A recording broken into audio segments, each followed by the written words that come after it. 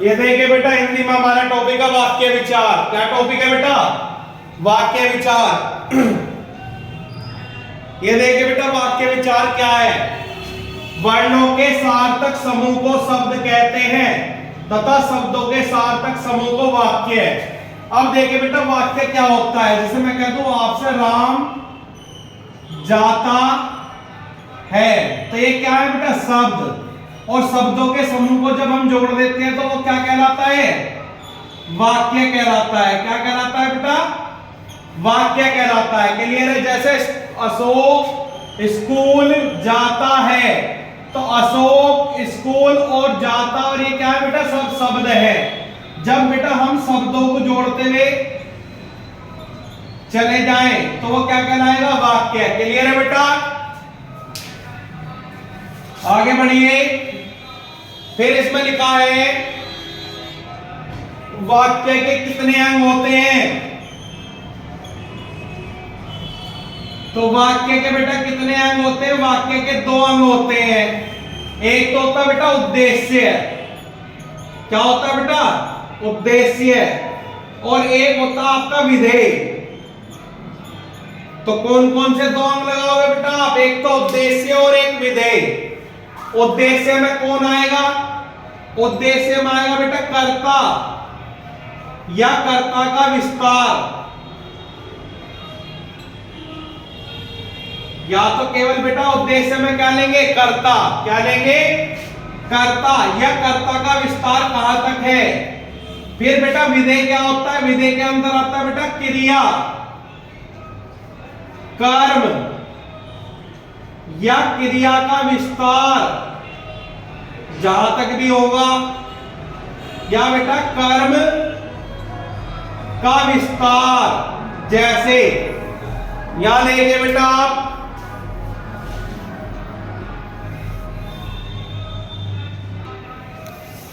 ये देखिए बेटा थोड़ा डिस्टर्ब सा हो रहा है आज। जैसे मैं आपसे कहूं, एक वाक्य लिया मैंने, अशोक स्कूल जाता है। अब आप मुझे बताइए बेटा अशोक स्कूल जाते में अशोक क्या है? कर्ता। क्या है बेटा? कर्ता। स्कूल क्या है? कर्म। और जाता क्या है बेटा? क्रिया। अभी मैंने बताया कि वाक्य के दो अंग होते हैं। एक होता है उद्देश्य। उद्देश्य में क्या आते हैं? या तो कर्ता या कर्ता का विस्तार। तो तुम बताओ इस वाक्य में उद्देश्य क्या है हमारा? अशोक। क्योंकि कर्ता को ही क्या कहते हैं बेटा? हम उद्देश्य कहते हैं। यहां हमने पढ़ा विधेय क्या होता है? क्रिया, कर्म या क्रिया का विस्तार या कर्म का विस्तार। यानी कि यहां से यहां तक हमारा क्या है? ये इस वाक्य में विधेय दिया हुआ है। क्या दिया हुआ है बेटा? विधेय। क्लियर है? अब समझ में आया उद्देश्य क्या होता है और वाक्य क्या होता है? आगे बढ़िए। ये देखिए जिसके संबंध में जो कुछ कहा जाता है, तो बताओ यहां इस वाक्य में किसके संबंध में कहा जा रहा? इस वाक्य में बेटा अशोक के संबंध में कहा जा रहा। जिस वाक्य के संबंध में जो कुछ कहा जाता है उसे उद्देश्य कहते हैं। अर्थात कर्ता को ही उद्देश्य कहते हैं। अर्थात कर्ता को ही उद्देश्य कहते हैं। कर्ता कारक की जो विशेषता बताई जाती है उसे कर्ता का विस्तार कहते हैं। क्लियर है बेटा?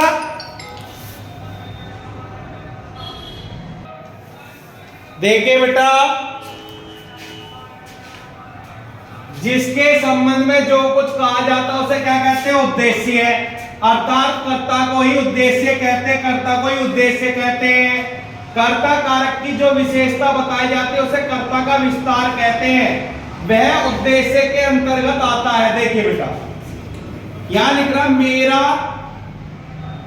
भाई प्रशांत धार्मिक पुस्तक पढ़ता है। अभी मैंने कहा या तो कर्ता होगा या कर्ता का विस्तार होगा बेटा किसमें? उद्देश्य में। अब देखिए कर्ता का विस्तार कहां तक हो रहा? मेरा भाई प्रशांत। क्लियर है? तो ये क्या है? ये कर्ता का विस्तार है। क्लियर बेटा?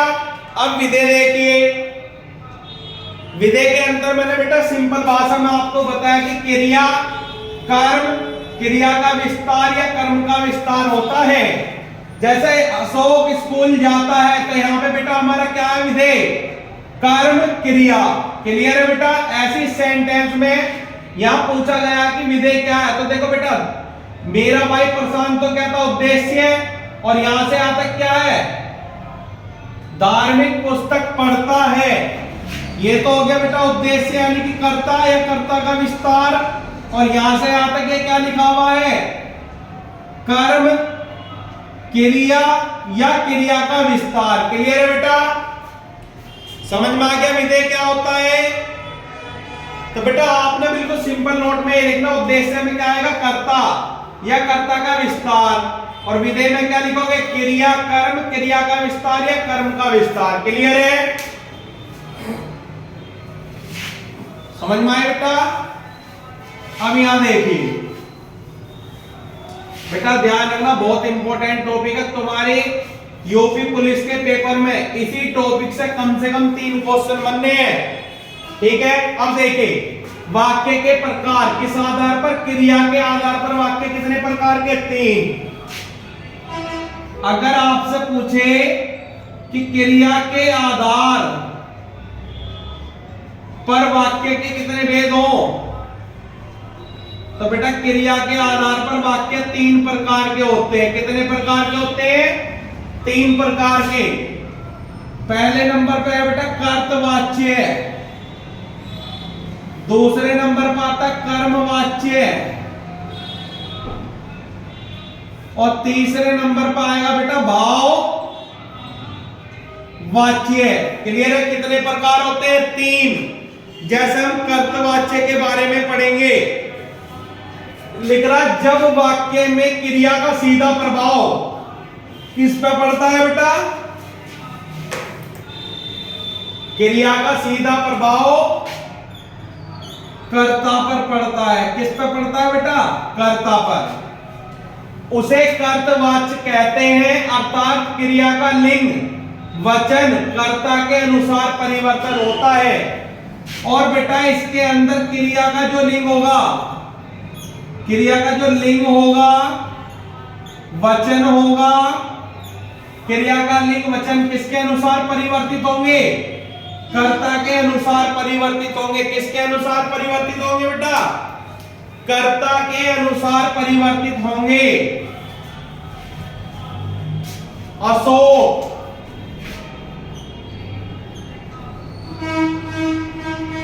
स्कूल जाता है, ठीक है बेटा। राधा स्कूल जाती है। सीता खाना बनाती है। क्लियर है बेटा। एक सिंपल सी पहचान बता रहा हूं बेटा, कभी भी ना आपका कर्तवाच्य गलत होगा नहीं। कर्तवाच्य की पहचान लिख लो बेटा, ता है, ते है और ती है। ये बेटा नोट डाल लो आप की पॉइंट में कि कर्तवाच्य को जब भी पहचानना है तो क्या मिलेगा बेटा, उसके अंत में ता है, ती है, ती है। समझ में आई। इसी से हम पहचान लेंगे कि ये कर्तवाच्य का उदाहरण है। क्लियर है बेटा। इसके बाद आगे चलिए कर्मवाच्य।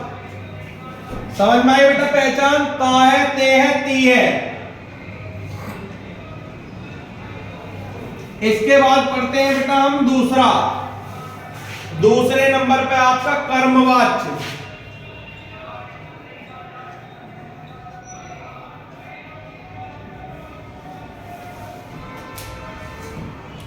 अब कर्मवाच्य क्या होता है ये देखिए बच्चों, जब वाक्य में क्रिया का सीधा प्रभाव कर्म पर पड़ता है, और यहां पर किस पे पड़ता है बेटा प्रभाव, कर्म पर पड़ता है। कर्तवाच्य में कर्ता पर, कर्मवाच्य में कर्म पर।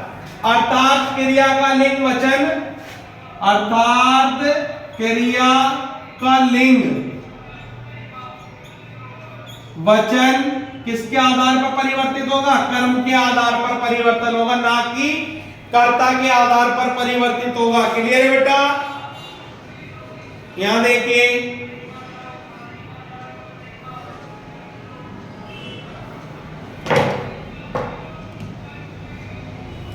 आपके सामने बेटा सेंटेंस लिखा है, अशोक ने चाय पी। फिर लिखा है बेटा, पूजा ने दूध पिया। राधा ने खाना बनाया। और फिर लिखा है बेटा, महेश ने खाना बनाया। अब बेटा सिंपल सिंपल एक बात सुन लो, जो इसकी पहचान बता रहा है। एक तो नोट ये डाल लेना, जब कोई चीज खत्म हो, यानी कि खत्म हो जाए या कम हो जाए, जैसे मैं आपसे कहूं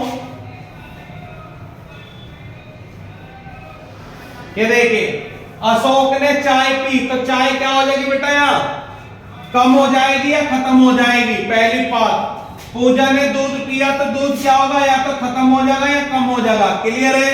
अगर कोई चीज तुम्हें दिख रही है कि बेटा वो कम होगी, जैसे मैं कह दूं कि मोहन ने अमरूद खाया, तो अमरूद क्या होगा बेटा, कम हो जाएगा। महेश ने लस्सी पी, लस्सी क्या हो जाएगी, कम हो जाएगी। रिंकू ने पानी पिया, पानी क्या हो जाएगा, कम हो जाएगा। पहली पहचान तो जो आपको बेटा अपने नोट में लिखनी। दूसरी बात, यह साफ साफ लिखा है, जो क्रिया का लिंग होगा या वचन होगा वो किसके अनुसार परिवर्तित होगा, कर्म के। आप बताओ, इस वाक्य में ये तो करता है और ये क्या है, कर्म। क्या है बेटा, कर्म। तो तुम बताओ, चाय को ऐसा थोड़ी ना लिखा जाए चाय पिया, ये लिखा जाए चाय पी, चाय पी। अशोक के हिसाब से क्या होना चाहिए था, अशोक ने चाय पिया। यहां देखिए बेटा, पूजा ने दूध पिया, तो दूध इसमें कर्म है, कर्म के अनुसार बेटा दूध पिया हो। दूध कभी ऐसे लिखा देखा, दूध पी, गलत हो जाएगा। तो यहां जो ये वचन है, लिंग है, वचन है, ये किसके अनुसार परिवर्तित होंगे, कर्म के। ये सब क्या है इस लाइन में, आपके कर्म है। क्लियर है बेटा? देखो यहां, राधा ने खाना बनाया, तो खाना बनाया होता है, ऐसा थोड़ी होता खाना बनाई, गलत हो जाएगा भाई। राधा लेडी है, अब लेडी के हिसाब से यहां क्या आने चाहिए था, बनाई, लेकिन नहीं, यहां आएगा कर्म के हिसाब से, खाना बनाया, खाना बनाया। या मैं तुमसे कहूं कि श्याम ने खाना खाया। अब बताओ, ये है इसमें कर्म, और कर्म के अनुसार जो क्रिया है वो परिवर्तित हो रही है। हम ऐसे थोड़ी ना लिख सकते खाना खाई, गलत हो जाएगा बेटा, ऐसा बोला ही नहीं जाता। अब लड़के के हिसाब से चेंज नहीं होने का, या कुछ भी नया लड़की के हिसाब से चेंज होने का, समझ गए? कर्ता के हिसाब से कुछ भी चेंज नहीं होगा। किसके अनुसार चेंज होगा, कर्मवाच्य में, कर्म के अनुसार चेंज होगा, यानी कि कर्म के हिसाब से ही चीजें बदलेंगी। तो बेटा एक तो ये पॉइंट लिख लो। क्लियर है कि जो क्रिया का लिंग और वचन है वो कर्म के हिसाब से परिवर्तित होगा। दूसरी चीज, कोई चीज खत्म हो जाएगी या कम हो जाएगी। क्लियर है? ठीक है बेटा? अब देखिए, भाववाच्य। अच्छा बेटा, इसकी एक पहचान और होती है कर्मवाच्य की। इसमें ना हम से या द्वारा का भी प्रयोग करते हैं किसी किसी सेंटेंस में। तुम बताओ, चाय किसके द्वारा पी गई, अशोक के द्वारा पी गई। दूध किसके द्वारा पिया गया, पूजा के द्वारा। खाना किसके द्वारा बनाया गया, राधा के द्वारा। और बेटा खाना किसके द्वारा बनाया गया, महेश के द्वारा। तो आप जब क्रिया से क्वेश्चन करोगे क्या, से या द्वारा, तो तुम्हारा रिजल्ट क्या निकल आएगा बेटा, पॉजिटिव। ठीक है? और कैसे करना है, से या द्वारा। तो ये भी इसकी पहचान होती है, से या द्वारा। कोई चीज खत्म हो जाए या कम हो जाए, दूसरी बात सबसे इंपॉर्टेंट, क्रिया का लिंग और वचन किसके हिसाब से परिवर्तित होंगे? कर्म के हिसाब से परिवर्तित होंगे, ना कि कर्ता के हिसाब से नहीं होने के। किसके हिसाब से परिवर्तित होंगे? कर्म के हिसाब से परिवर्तित होंगे। और कर्तवाच्य में किसके हिसाब से परिवर्तित होगा? कर्ता के हिसाब से। क्लियर है बेटा? जैसे राम स्कूल जाता है। अब आप बताइए, ता है, ते है, ये तो पहचान है ही कर्तवाच्य की। ये जो आपका क्या नाम है, ये क्रिया है, ये किसके अनुसार परिवर्तित हो रही है? कर्ता के। क्योंकि राम क्या है बेटा? राम जो है आपका पुल्लिंग है, और पुल्लिंग में क्रिया क्या आई? जाता। मैं कहता सीता स्कूल जाती है, तो तुम बता सीता क्या है? स्त्रीलिंग है, तो स्त्रीलिंग के हिसाब से क्रिया भी बदल गई। क्लियर है? तो यहां ध्यान रखना बेटा, कर्मवाच्य में ये चीजें जो परिवर्तन होगी किसके हिसाब से? कर्म के हिसाब से। क्लियर है? और यहाँ पे जो परिवर्तित होगा कर्ता के हिसाब से। क्लियर है बेटा? कर्मवाच्य, कर्तवाच्य। अब देखिए बेटा, भाववाच्य सबसे आसान यही है। तीनों प्रकार के वाक्य में सबसे आसान क्या है बेटा? सबसे आसान आपका यही है। ये देख लीजिए, भाववाच्य।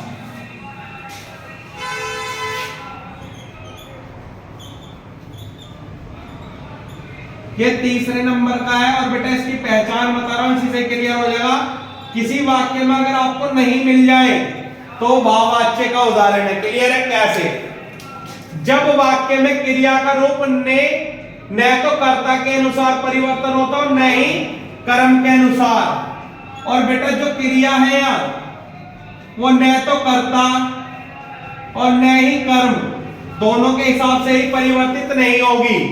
क्रिया का रूप असमर्थ भाव के अनुसार परिवर्तन होता है, उसे भाववाच्य कहते हैं। क्या कहते हैं बेटा? भाववाच्य। ये देखिए, घोड़ा से दौड़ा नहीं जाता, तो ये नहीं देखते क्या लगा हो गया? भाववाच्य। पूजा से लिखा नहीं जाता, यानी कि नहीं आता, ये भाववाच्य। मुझसे खेला नहीं जाता, मुझसे उठा नहीं जाता, मुझसे रोया नहीं जाता, मुझसे लिखा नहीं जाता। तो जिस वाक्य में आपको नहीं मिलेगा निगेटिव, वहां समझ लेना बेटा कौन सा वाक्य होगा आपका, है बेटा? भाववाच्य। क्लियर है? अब देखिए बेटा, अब रचना के आधार पर पढ़ते हैं। इससे पहले हमने क्रिया के आधार पर पढ़े, अब हम रचना के आधार पर पढ़ेंगे। रचना के आधार पर जो वाक्य हो कितने प्रकार के हो बेटा? 3 प्रकार के वाक्य हो। रचना के आधार पर जो वाक्य आपका कितने प्रकार का होता है बेटा? 3। कितने प्रकार का होता है? 3 प्रकार का। कौन कौन सा? सबसे पहले नंबर पर आता है बेटा आपका साधारण वाक्य है। ठीक है बेटा? दूसरे नंबर पर आता है आपका मिश्रित वाक्य, और तीसरे नंबर पर आएगा बेटा आपका संयोग। क्लियर है? बहुत आसान है बेटा, इनको पहचानना है। देखिए, साधारण वाक्य है, इसमें बेटा एक ही तो आपका उद्देश्य होगा, और एक ही क्या होगा आपका? विधेय। यानी कि वाक्य कैसा बनेगा? सरल। साधारण वाक्य को क्या कहा जाता है? सरल वाक्य। जैसे मैं तुमसे कहता हूं राम जाता है, तो बेटा एक ही उद्देश्य है, यानी कि कर्ता को ही उद्देश्य कहते हैं, और एक ही क्या है इसमें? क्रिया है, यानी कि एक ही उद्देश्य मिलेगा, एक ही विधेय मिलेगा। वो कैसा वाक्य होगा? सरल। जैसे ये देखिए बेटा, जिस वाक्य में एक उद्देश्य और एक ही विधेय रहता है उसे साधारण वाक्य कहते हैं। जैसे मोहन स्कूल जाता है, तो मोहन क्या है? कर्ता, और कर्ता को क्या कहते हैं? उद्देश्य। तो एक उद्देश्य, विधेय क्या है बेटा? स्कूल जाता है, यानी कि बचा हुआ क्या होता है? क्रिया और कर्म। क्लियर है? जैसे राधा खाना बनाती है, तो राधा क्या हो गया? उद्देश्य है, और ये क्या हो गया बेटा? इसका आपका विधेय। क्लियर है? ये बेटा सब आपको पीडीएफ में लिखा हुआ मिलेगा। अब मिश्रित वाक्य पढ़ते हैं। यहां से बेटा आपको थोड़ा डीप चलना है, और यहां से चीजें आपकी इंपोर्टेंट होंगी, ध्यान रखना। एग्जामिनर बेटा मिश्रित वाक्य या संयुक्त वाक्य को उठाकर पूछ लेता है। अब बेटा मैं सीधी सीधी पहचान बता रहा हूं, मिश्रित वाक्य क्या है। मिश्रित वाक्य की पहचान लिख लो बेटा। एक तो किसी भी वाक्य को की से जोड़ा जाएगा, और जो वाक्य की से जुड़ेगा वो बेटा आपका मिश्रित होगा। जैसे यहां देखिए, गांधी जी ने कहा कि सदा सत्य बोलो। क्लियर है? अब देखिए बेटा, यहां पे सेंटेंस किससे जुड़ा, इस वाले की से। तो ध्यान रखना, इस की से पहले तो आपका बेटा प्रधान वाक्य होगा, यानी कि जिसकी बात की प्रधानता होगी, और इस की के बाद आपका क्या होगा, आश्रित वाक्य होगा, यानी कि वह वाक्य पहली वाली बात के ऊपर डिपेंड होगा। क्लियर है? गांधी जी ने कहा, ये तो बेटा क्या है, हमारा प्रधान वाक्य है कि सदा सत्य बोलो। अब ये वाली बात किस पे डिपेंड है, गांधी जी पे डिपेंड है। क्लियर है? ऐसे बेटा दूसरा वाक्य देखिए, धर्मेंद्र ने कहा है कि मैं गांव नहीं जाऊंगा। क्लियर है बेटा? अब ये देखिए, मिश्रित वाक्य वह वाक्य होता है जो की से जुड़ेगा, और की कहां लिख रहा है, यहां। की कहां लिख रहा है, यहां। और मैंने बताया मिश्रित वाक्य के अंदर जहां की होगा उससे पहले वाला वाक्य कौन सा होगा बेटा, प्रधान, जिसकी बात में दम होगा, यानी कि प्रधानता दिखाई देगी। और दूसरा वाक्य क्या होगा बेटा, आश्रित, यानी कि दूसरा वाक्य पहली वाली बात के ऊपर क्या होगा, आश्रित होगा। अब देखो, प्रधान वाक्य धर्मेंद्र ने कहा कि, क्या बात आश्रित हो रही है, मैं गांव नहीं जाऊंगा। ये जो वाक्य किस बात पर आश्रित है, इस वाली बात पर आश्रित है, प्रधान वाक्य पर। क्लियर है बेटा? तो मिश्रित वाक्य में की के बाद जोड़ा जाएगा शब्द। ये की जुड़ते ही आप समझ जाना मिश्रित वाक्य। और मिश्रित वाक्य जहां की लग रहा होगा उससे पहले प्रधान वाक्य और उसके बाद वाला आश्रित वाक्य है। की पहले वाला क्या है बेटा, प्रधान वाक्य, और की के बाद वाला क्या है, आश्रित वाक्य। क्लियर है बेटा? इस प्रकार से आप आराम से पहचान लोगे मिश्रित वाक्य क्या है। क्लियर बेटा? देखो यहां पे भी यही लिख रहा है, प्रधान वाक्य, जिस वाक्य में एक ही उद्देश्य और एक ही विधेय रहता है उसे प्रधान वाक्य कहते हैं। जैसे गांधी जी ने कहा कि सदा सत्य बोलो, तो इसमें पहले वाला वाक्य क्या है, प्रधान। अब आश्रित उपवाक्य क्या है, जो उपवाक्य प्रधान उपवाक्य पर आश्रित रहता है उसे आश्रित उपवाक्य कहते हैं। गांधी जी ने कहा, क्या कहा, इसके बाद क्या बात आश्रित है, आश्रित है कि सदा सत्य बोलो, यानी कि इनके ऊपर डिपेंड है ये वाली बात। क्लियर है बेटा? आई होप समझता हूं मिश्रित वाक्य आपको समझ में आया होगा बेटा। इसके बाद पढ़ते हैं हम संयुक्त वाक्य, यानी कि तीसरे नंबर का। क्लियर है बेटा?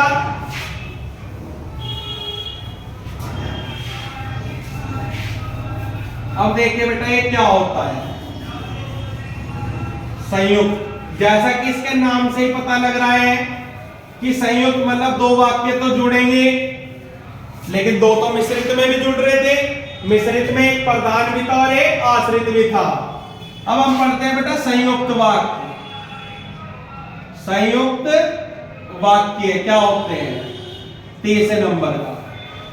दो या दो से अधिक साधारण वाक्य के मेल को क्या कहते हैं बेटा, संयुक्त वाक्य। जब दो वाक्य एक दूसरे से कनेक्ट होंगे, जुड़ेंगे, तो वहां क्या होगा, संयुक्त वाक्य।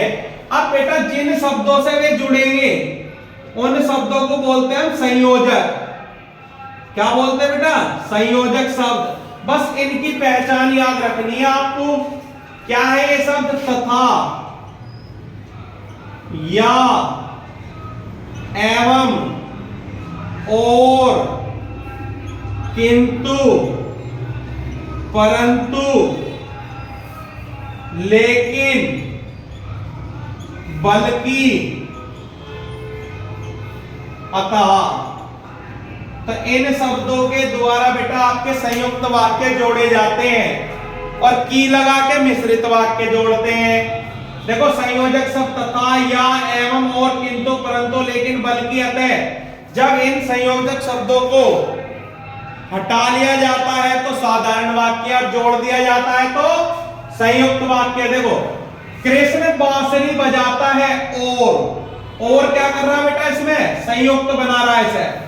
और राधा नाचती है, संयुक्त हो गया। वर्षा हुई, किंतु, किंतु कहां है बेटा, ये रहा। किंतु गर्मी शांत नहीं हुई, तो किसने जोड़ा इसे संयुक्त में, किंतु ने। और पहले वाले में और ने।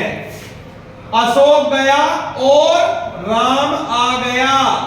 तो बेटा जब भी ये शब्द आपको जुड़ जाए, तथा, और, या, एवं, किंतु, परंतु, लेकिन, अतः, बल्कि, तो ये उस वाक्य को क्या बना देंगे, संयुक्त। और बेटा मिश्रित वाक्य में की जुड़ता और की के पहले प्रधान और बाद में आश्रित। क्लियर है? पहचान बेटा, एक तो इस सेंटेंस बनाता है वो, परंतु से बनाता है, लेकिन से, और से, अतः से, बल्कि। क्लियर है? तो रचना के आधार पर भी क्लियर है, क्रिया के आधार पर भी क्लियर है। अब बेटा अर्थ के आधार पर, ये देखिए बेटा आपके सामने लिखा हुआ अर्थ के आधार पर। और बेटा अर्थ के आधार पर वाक्य कितने प्रकार के होते हैं, 8। अगर आपसे पूछा जाए कि अर्थ के आधार पर वाक्य के कितने भेद हैं या कितने प्रकार है, तो बेटा 8। कौन कौन से, विधानार्थक, निषेधात्मक, आज्ञार्थक, प्रश्नार्थक, इच्छार्थक, संज्ञार्थक, संकेतार्थक और विस्मयादक या विस्मय बोधक। क्लियर है? जैसे सबसे पहले बेटा हम पढ़ते हैं विधानार्थक वाक्य। आपके सामने पहले नंबर पे लिख रहा बेटा विधानार्थक वाक्य। क्या है? जिस वाक्य में किसी कार्य या बात का होना पाया जाता है, जिस वाक्य में किसी कार्य या बात का होना पाया जाता है उसे विधानार्थक वाक्य कहते हैं। जैसे सूर्य प्रकाश देता है। तो आप बताओ बेटा, यहां पर लिख रहा है क्या, जिस वाक्य में किसी कार्य का होना पाया जाता है, तो सूर्य प्रकाश देता है, ये होना उसमें पाया जाता है। मनोज पुस्तक पढ़ता है। तो बेटा इस वाक्य में क्या होना पाया जा रहा, पढ़ना। किसका? पुस्तक का। तो जब किसी कार्य में या वाक्य में किसी क्रिया का होना या कर्ता पाया जाता है तो वहां क्या होता है बेटा, विधानार्थक वाक्य है। इसके बाद दूसरे नंबर पर देखिए बेटा आप लोग निषेधात्मक, ये भी इंपॉर्टेंट है। निषेधात्मक दूसरे नंबर का क्या है बेटा, निषेधात्मक वाक्य। देखो निषेध, निषेध का अर्थ होता है नहीं।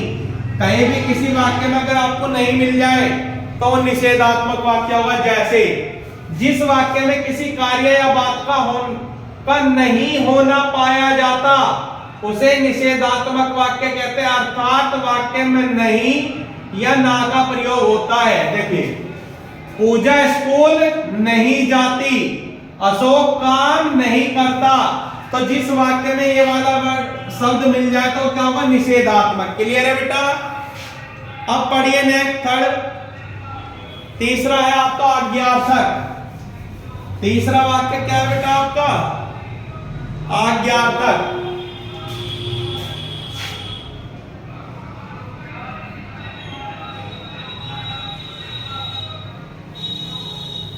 ये देखिए बेटा, जिस वाक्य में किसी अन्य के द्वारा आज्ञा, आदेश, उपदेश देता है, यानी कि आज्ञा दे दो, आदेश दे दो, उपदेश दे दो, उसे आज्ञार्थक वाक्य कहते हैं। देखिए बेटा, जिस वाक्य में कोई दूसरा तुम्हें आदेश दे, तुम्हें उपदेश दे, ठीक है, तो ये क्या होते हैं बेटा, आज्ञार्थक। जैसे यहां लिखा वर्षा तुम्हें पढ़ना चाहिए, वर्षा तुम्हें पढ़ना चाहिए, तो ऐसे मैं हूं, मैंने कहा वर्षा तुम्हें पढ़ना चाहिए, तो वर्षा को क्या करा मैंने, आदेश दिया है। राम को गाना गाना चाहिए, जैसे मैंने कहा राम तुम्हें गाना गाना चाहिए, इसका मतलब राम को मैंने आदेश दिया है। क्लियर है बेटा। और जहां आदेश की बात होगी, उपदेश की बात होगी, आज्ञा की बात होगी, वहां आज्ञार्थक। क्लियर है बेटा। नेक्स्ट पढ़िए प्रश्नार्थक वाक्य। अब जाहिर सी बात है बेटा, यहीं से पता लग गया प्रश्नार्थक में क्या रहा, प्रश्न, यानी कि वाक्य के पीछे आपको ये वाला साइन मिलेगा किसी ना किसी प्रश्न वाले शब्द के कारण। जिस वाक्य में प्रश्न का भाव प्रकट होता है उसे प्रश्नार्थक वाक्य कहते हैं, तथा वाक्य के अंत में प्रश्नवाचक चिन्ह का प्रयोग होता है। वह कौन गाना गा रहा है, देखो ये प्रश्नवाचक चिन्ह आगे किसके कारण, कौन के कारण। वह क्या लाया है, ये प्रश्नवाचक चिन्ह आगे किसके कारण, क्या के कारण। तुम स्कूल कब जाओगे, तो ये किसके कारण आया, कब के कारण। क्लियर है बेटा प्रश्नवाचक। फिर पढ़िए बेटा पांचवा इच्छार्थक। अब ये बड़ा इंपॉर्टेंट है भाई, क्या होता है इच्छार्थक।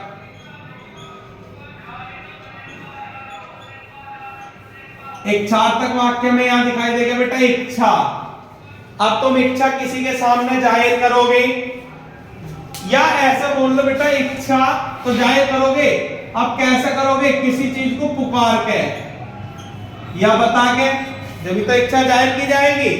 जैसे यहां लिख रहा है भगवान करे तुम्हारा भला हो, भगवान करे तुम्हारा भला हो। तो बेटा एक बात बताओ, तुमने किससे इच्छा मांगी, भगवान से। भगवान से क्या करी तुमने, प्रार्थना करी। तो जहां तुम बेटा प्रार्थना करते हो, यानी कि अपनी इच्छा प्रकट कर रहे हो, किसी को पुकारते हो तो अपनी इच्छा प्रकट कर रहे हो। जैसे मैं कह दूं हे प्रभु, क्या कहा बेटा, हे प्रभु इस बच्चे को सद्बुद्धि दो कि ये अपना हिंदी अच्छे से पढ़ ले। तो ये क्या है बेटा, मैंने प्रभु से कुछ इच्छा रखी अपनी, यानी कि मांगा उसे। तो यानी कि जब हम प्रार्थना करते हैं तो वह इच्छा जाहिर होती है। क्लियर है बेटा। अब देखें नेक्स्ट संदेहार्थक। अगले वाक्य का नाम क्या है बेटा,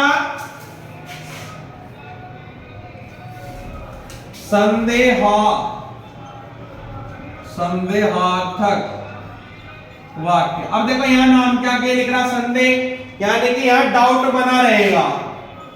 क्या बना रहेगा बेटा, यानी कि किसी न किसी बात की शंका रहेगी या संदेह रहेगा, जहां हमें किसी बात का पता न लगे और उस बात को हम संदेह में ही रहे। जैसे इन दोनों में न जाने कौन खेलेगा। अब इन दोनों में कहता हूं कि कोई मैच है और कल मैच है, मैं तुमसे कहूं पता नहीं यार रोहित खेलेगा या केएल राहुल खेलेगा, तो संदेह बना हुआ है। तो जैसे यहां लिख रहा है इन दोनों में न जाने कौन खेलेगा, यानी कि संदेह बना हुआ है। क्लियर है। अगला पढ़िए बेटा सातवां संकेतार्थक वाक्य।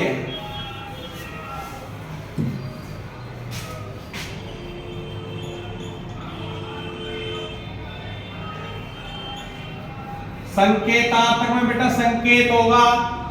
क्या होगा बेटा, संकेत। तो ध्यान रखना संकेत या शर्त, इसमें दो शब्द तुम्हें दिखाई देंगे और इनसे ही पता लग जाएगा कि सेंटेंस कैसा है, वाक्य संकेतार्थक। जैसे लिखा तुम मुझे पैसे दोगे तो मैं तुम्हारे साथ चलूंगा। बताओ तुमने शर्त रख दी, तुम मुझे पैसे दोगे तो मैं तुम्हारे साथ चलूंगा, यानी कि तुमने पहले ही संकेत कर दिया और शर्त सी रख दी। तुम दूसरों का भला करोगे तो तुम्हारा भला होगा। देखो साफ साफ संकेत कर रहा हो, तुम दूसरों का भला करोगे तो तुम्हारा भला होगा। ये एक शर्त रख रहा, तू मुझे पैसे देगा तो मैं तेरे साथ चलूंगा। क्लियर है।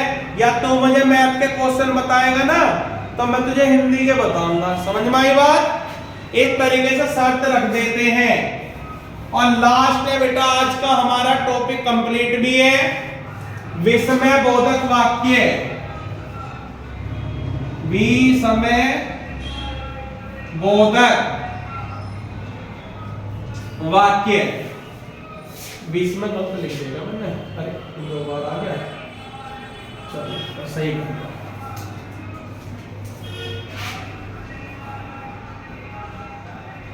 विस्मय बोधक, बेटा इसकी एक पहचान, आपने ये वाला साइन देखा होगा जिसे आश्चर्य वाला साइन बोलते हैं, यानी कि एक्सक्लेमेटिव इन इंग्लिश में। जिस वाक्य में आश्चर्य हो,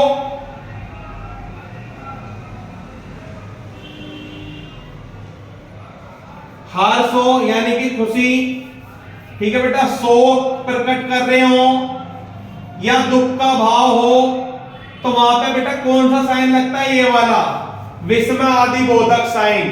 ठीक है, अब देखो जैसे ये लग रहा, अरे देखो इतनी बड़ी रेलगाड़ी, यानी कि आश्चर्य वाली बात है, तो अरे क्या क्या कौन सा साइन लगा दिया? ये वाला एक्सक्लेमेटिव चिन्ह।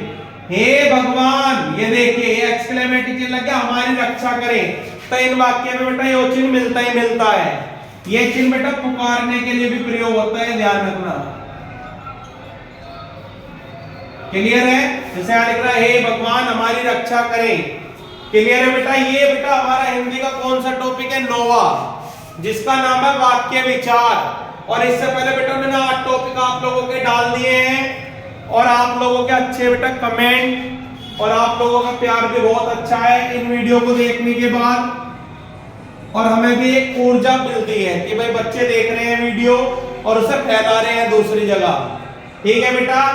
और बीच में बेटा 3 दिन गैप इसलिए रहा कि यहाँ पे क्या था बेटा, अभी जो है कल तुमने देखा होगा 22 तारीख को भगवान श्री राम के उपलक्ष्य में जो कार्यक्रम हो रहे थे, तो बेटा यहाँ पे ना आवाज बहुत ज्यादा थी, जिस कारण मुझे वीडियो बनाने में थोड़ी बाधा आई और मैंने कोई भी वीडियो नहीं डाली। क्लियर है बेटा? लेकिन आज से बेटा आपकी वीडियो कंटिन्यू रहेगी। ठीक है? और मैं बेटा 30 तारीख तक आपका कंप्लीट भी कर दूंगा, ये भी ध्यान रखना। तो इस प्रकार बेटा ये टॉपिक हमारा खत्म हो जाता है। क्लियर है?